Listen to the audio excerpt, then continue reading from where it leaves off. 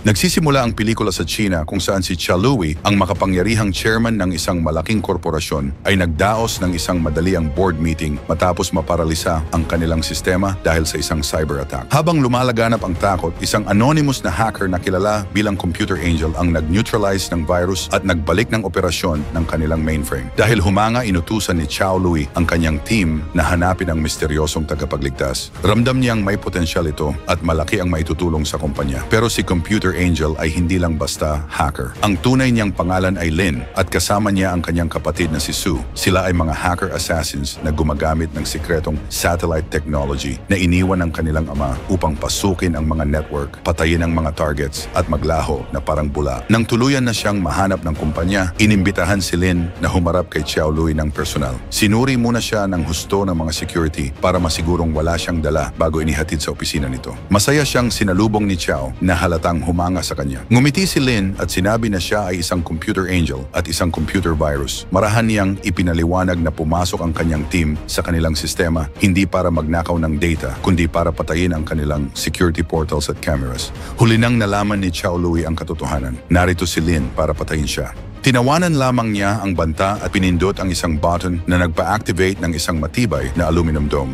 Ngunit nanatiling kalmado si Lin. Nagpadala siya ng signal mula sa kanyang device na naglabas ng matinis na frequency sa earpiece ng mga gwardya at dahil dito nabasag ang lahat ng bintana. Habang nahihilo ang mga bantay sa ingay, nagsimula siyang magpaputok. Kumpiyansang ligtas, tinutukso pa ni Chiao si Lin mula sa loob ng dome. Hindi niya alam na nasa loob na ng kanyang kulungan ang tunay na panganib. Pagdating ni Lin, inilapag niya ang kanyang salamin sa mesa ni Chiao. Ang salamin ay nilagyan ng cyanide na naglalabas ng nakakamatay na dosis kapag inactivate niya ito. Bumagsak si Chiao makalipas lamang ang ilang segundo. Samantala, si Sue ay mino-monitor ang kanyang kapatid, ginagabayan ang bawat galaw ni Lin, tinutulungan siyang malampasan ang mga gwardiya at makalabas bago dumating ang mga backup forces. Ang pagpatay kay Chiao Lo ay yumanig sa corporate world na nagbunsod ng isang high-profile na investigasyon na pinamumunuan ni Inspector Kong Yak Hong, isang masigasig na opisyal na determinadong tuklasin ang katotohanan. Kinabukasan, bumisita sina Lin at Sue sa libingan ng kanilang mga magulang. Habang pinapanood ni Sue ang lumang video ng masasayang araw nila, lumilipad naman ang isip ni Lin. Maya-maya, nakasalubong niya si Yen, ang ex niya. Pagkamatay ng kanilang mga magulang, nawala sila ni Sue, ngunit hindi itinigil ni Yen ang paghahanap. Sinabi nitong aalis na siya papuntang New York at iniabot ang kanyang contact information, umaasang magkikita sila bago ito lumipad. Ang muling pagkikita nila ay gumising sa kanyang damdamin kay Lin. Bumalik ang mga alaala ng isang pag-ibig na hindi nabigyan ng pagkakataong mamulaklak. Gabing iyon, hindi siya makawala sa pag-iisip tungkol kay Yen. Habang nasa labas kasama si Sue, tila nawawala siya sa sariling mundo. Napansin iyon ni Sue at tinukso siya.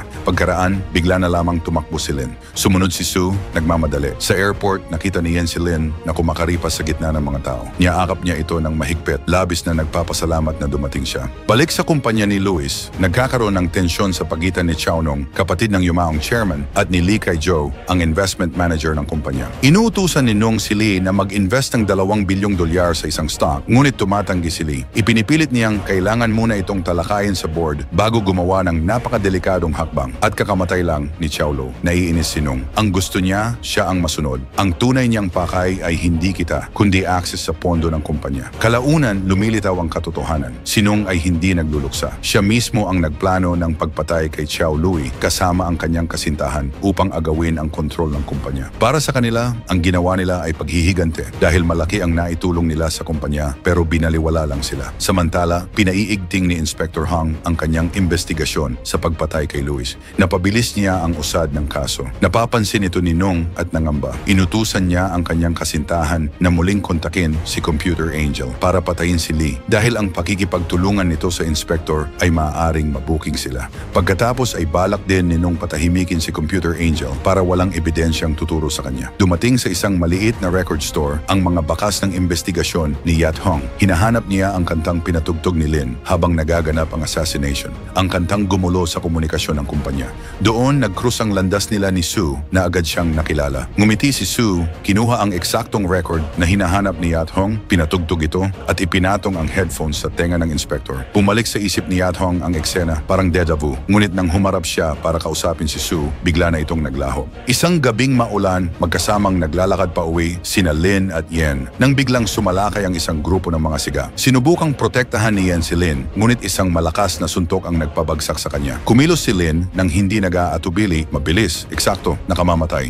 Ilang segundo lang, nagsitakbo na ang mga siga. Nasulyapan ni Yen ang baril sa bag ni Lin at nagtaka ito. Nabunyag sa kanya ang lihim na buhay ng babaeng mahal niya. Ngunit sa halip na matakot ay naintindihan ito. Tumakbo siya sa isang tindahan, bumili ng mainit na tubig at ginamot ang nanginginig na mga kamay ni Lin. Ang simpleng pag-aalalang iyon ay tuluyang nagpabagsak sa mga pader na matagal nang itinayo ni Lin. Pag-uwi nila, naghahanda na si Sue ng kagamitan para sa susunod nilang kontrata. Laking gulat niya nang biglang ikansela ito ni Lin. Gusto na niyang tumigil. Nag-propose na si Yen at sa unang pagkakataon, nakikita niya ang kinabukasang malayo sa gulo. Nagulat si Sue ngunit binati siya. Upang patunayan ang sarili, nagdesisyon si Sue na itutuloy niya ang kontratang iyon. Isang gabi, nasa isang date si Lin kasama si Yen nang mapansin niyang hindi pa nagbibigay ng update si Sue buong araw. Kinabahan si Lin. Tumawag siya ngunit walang sagot. Binuksan niya ang home security feed at nakita kung ano ang ginagawa ni Sue. Kaya agad siyang tumakbo. Sa isang nightclub sa kabilang bahagi ng syudad, masayang nagsasayaw si Lee kay Joe sa ilalim ng kumikislap na ilaw. Walang kaalam-alam na si Sue ay nakatutok na sa kanya. Nakatago sa itaas ng crowd, nahihirapan si Sue sa timing, hindi pa talaga sanay. Sa sandaling nagdadalawang isip siya, dumating si Lin at siya ang bumaril, eksakto, mabilis, parang operasyon ng surgeon. Bumagsak si Lee sa sahig at nagsimula ang kaguluhan, habang mabilis na naglaho ang magkapatid. Sa parehong sandali, naroon na rin pala sa club si Inspector Ya Hang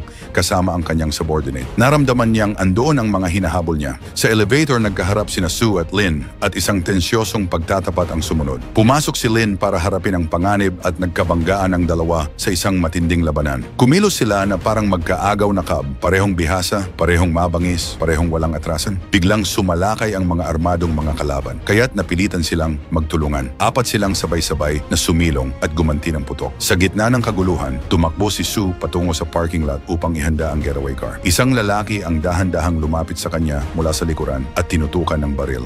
Ngunit bago pa siya makaputok, naunahan siya ni Yak Hang. Kasabay noon, pinabagsak naman ni Lin ang isa pang kalaban na muntik ng tamaan si Yak Hang. Ligtas na nakatakas ang apat gamit ang sasakyan. Sa ligtas na lugar, itinapon ni Lin sina Hong at ang kasama nito palabas ng sasakyan at muling pinaharurot ang takbo. Pag-uwi, sinabi ni Lin kay Sue na malamang ang mga taong umatake sa kanila ay tauhan ni Nong, ang huli nilang kliyente. Nangakong papatayin ni Sue si Nong, ngunit tumanggi si Lin. Hindi sila pumapatay para maghigante, papatay lang sila kung may bayad. Sinisi niya si Sue sa hindi pagsunod at sa pagtanggap ng kontrata, ipinipilit na kung nakinig lang ito, hindi sila matutunto ng pulis. Nag-init ang tensyon at nauwi sa matinding pagtatalo. Umiiyak na pumasok si Sue sa kanyang kwarto habang nanatiling tahimik si Lin. Kinagabihan, nakatanggap si Lin ng birthday message mula kay Yen.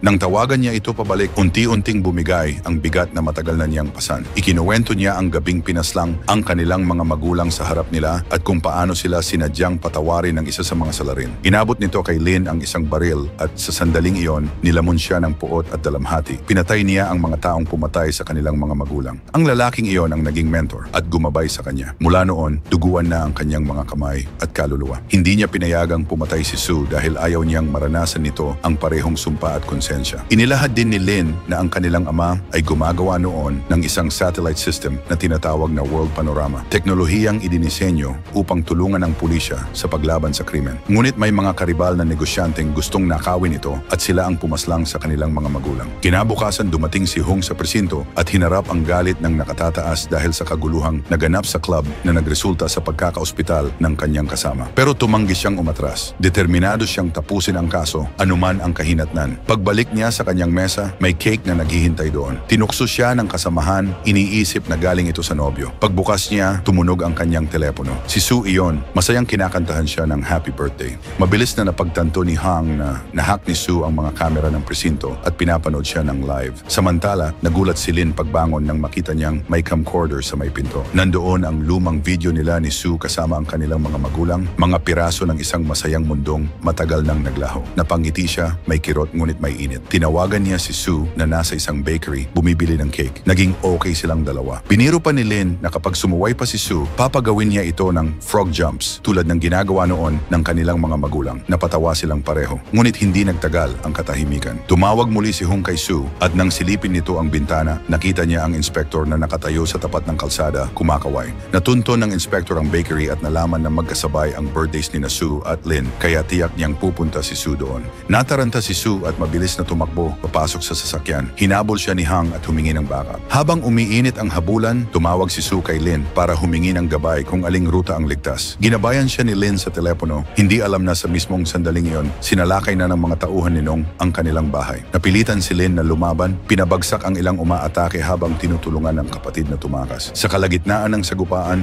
nabaril siya ng malubha, habang si Sue naman ay tuluyan ng nakalayo mula sa mga pulis. Masayang umuwi si Sue, sabik na sorpresahin ang kapatid ng cake at mga regalo, ngunit pagpasok niya, nawala ang ngiti. Natagpuan niyang nakahandusay si Lin sa sahig, naliligo sa sariling dugo. Ipinakita ng CCTV ang buong pangyayari, ang pananalakay, ang pakikipaglaban at ang fatal na tama. Bumagsak ang mundo ni Sue. Kung hindi lang siya tumawag para humingi ng tulong, sana ay buhay pa si Lin. Ang kamatayan ng kanyang kapatid ay naging kabayaran ng sarili niyang padalos-dalos na desisyon. Dinalaw ni Sue ang libingan ng kanilang mga magulang, hawak ang camcorder na puno ng pinakamahalagang alaala. Ibinaba niya ito sa lupa, handa ng ibaon pati ang nakaraan. Ngunit biglang tumunog ito, boses ni Lin. Nagplay ang isang video na na-record kaninang umaga. Sa video, sinabi ni Lin na hindi siya galit. Tulad ng kanilang ina, hindi kailanman sinisisi ang pagkakamali. Ni hindi rin niya sisihin si Sue. Napaupo si Sue at napaiyak, wasak ang puso. Nang matapos ang video, tahimik niyang inilibing ang camcorder sa tabi ng puntod ng kanilang mga magulang. Samantala, hindi pa tapos si Nong. Ipinapahamak niya si Hang, nagplanted siya ng ebidensya na may kinalaman sa pagkamatay ni Lin. Habang inaaresto ang inspektor, sinalubong siya ni Sue at iniligtas, tinututukan pa ito ng baril. Ipinaliwanag ni Sue na kinausap siya ng anti-corruption agents at ipinakita ang ebidensya ng kahina-hinalang deposito sa account ni Hong, bahagi ng bitag ni Nong. Nakipagsundo siya na tulungan siyang ipaghiganti si Lin kapalit ng video na maglilinis sa pangalan niya.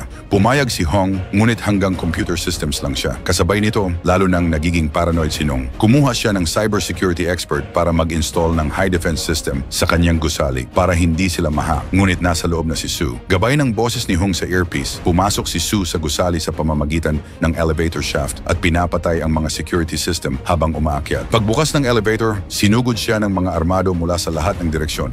Lumaban siya ng walang pag-aatubili, barilan, disarmahan at mga tama ng suntok at sipa na eksaktong-eksakto ang timing. Gamit ang grappling hook, lumundag siya sa pagitan ng mga palapag. Hindi nagtagal, naputol ang visual feed ni Hong kaya hindi na niya magagabayan si Sue. Nainis si Sue, tinanggal ang earpiece at nagpatuloy mag-isa. Nagmistulang battlefield ang gusali habang umaatake si Sue ng walang takot, walang ingay, walang atrasan. Nang sa wakas ay may isang nakalapit sa kanya at tututukan na siya ng baril sa ulo, biglang dumating si Hong at binaril ito. Sa itaas lalo pang tumindi ang labanan. Hinarap ni Sue ang pinakamalakas na bodyguard ni Nong sa isang brutal at mahabang bakbakan mula sa barilan hanggang sa suntukan at saksakan. Pagdating ni Hong, duguan at hingal si Sue ngunit ayaw sumuko. Magkasama nilang pinabagsak ang huling bantay. Pumasok sila sa opisina kung saan minsang pinatay ni Lin ang kapatid ni Nong. Bigla silang inatake ni Nong ngunit mas mabilis si Hong at pinabagsak siya. Nagmadali si Nong at pinindot ang button para iselyo ang sarili sa bulletproof dome pero na-block ni Hong. Sa sandaling iyon, inihampas ni Sue ang grappling hook ng ubod ng lakas, tumama kay Nong at agad itong napatay. Tumahimik ang buong silid habang parehong humihingal ang dalawang babae. Sa katahimikan, pareho nilang kinilala ang nabuo sa pagitan nila, paggalang, pag-unawa at isang bagay na mas malalim pa. Ngunit magkaiba ang kanilang landas. Ang isa ay manghuhuli ng kriminal at ang isa ay kriminal. Nagbahagi sila ng isang halik bago maghiwalay. Pagkaraan bumalik si Sue sa puntod ni Lin. Lumuhod siya sa harap ng lapida at nagpasalamat sa kapatid, sa proteksyon, sa pagmamahal at sa pagliligtas sa kanya kahit patay na. Nangako siyang magiging matatag at sasabihin kay Yen ang katotohanan dahil alam niyang si Yen ang totoong mahal ni Lin. Samantala, naghihintay si Yen sa isang restaurant, walang kamalay-malay sa trahedyang naganap. Nakaset na ang mesa, nakasindi ang kandila at paulit-ulit siyang tumitingin sa oras. Naghihintay sa isang date na kailanman ay hindi mangyayari. At iyan ang kwento ng So Close, isang mundo kung saan ang pag-ibig, katapatan at kamatayan ay tumatakbo sa iisang linya ng code. Hanggang dito muna tayo mga ka-only. Maraming salamat po sa panonood at abangan ang ating mga susunod na malulupet na mga palabas. Only in the Philippines TV here at nagsasabing, ingat!